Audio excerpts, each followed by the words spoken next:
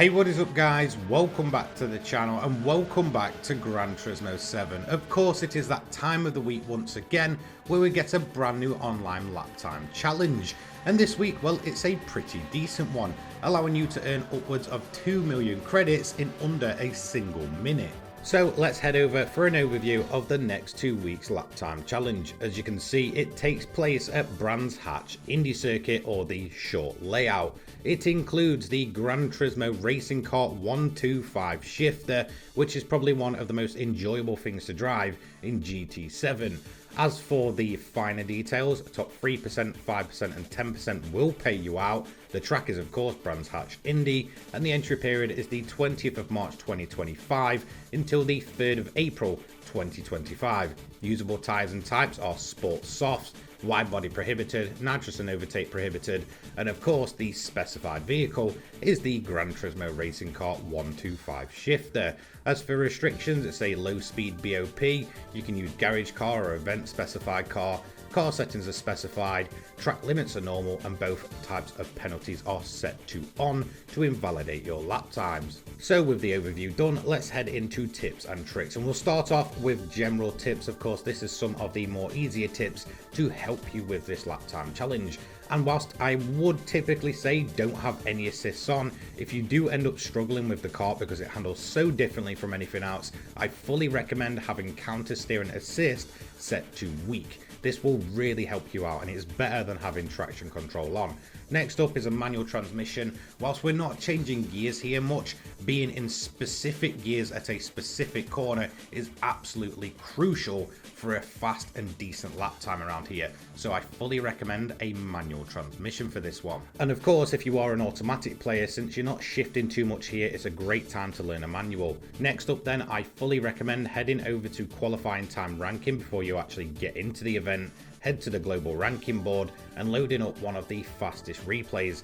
The reason for this is because you can learn what the quickest drivers are currently up to get their fastest times. And then all you need to do is just learn from it and then try and recreate that for yourself. Next up, if you want to load a ghost up, head to the ranking board once again when you're in the event, head to global ranking and load up a ghost from there. So let's move on then to more car specific tips. Of course, this is all going to center around the 125 Shifter Kart. First of all, let's head into Brand Central then. As you can see, this thing will set you back 10,000 credits from the Gran Turismo section of Brand Central. Now in terms of the PP rating, it sits at 562.85, an MR drivetrain and a max power of 49 brake horsepower. However, note this thing weighs only 105 kilograms and it's of course naturally aspirated.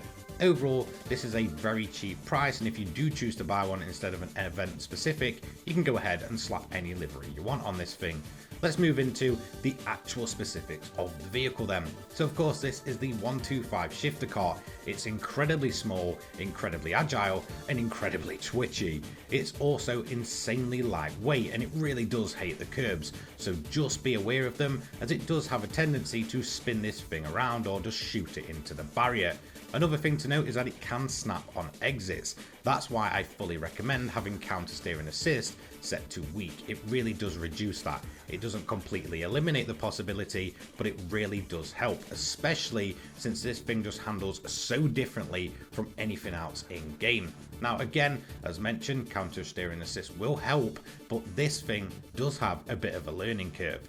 If you've never driven this thing in Gran Turismo 7 yet, you're probably going to find it incredibly weird to actually get your hands on. So for those that have never experienced a car in Gran Turismo before, it is incredibly awkward to get used to. However, I would say the adjustment period for getting that learning curve down really isn't as big as you probably expect.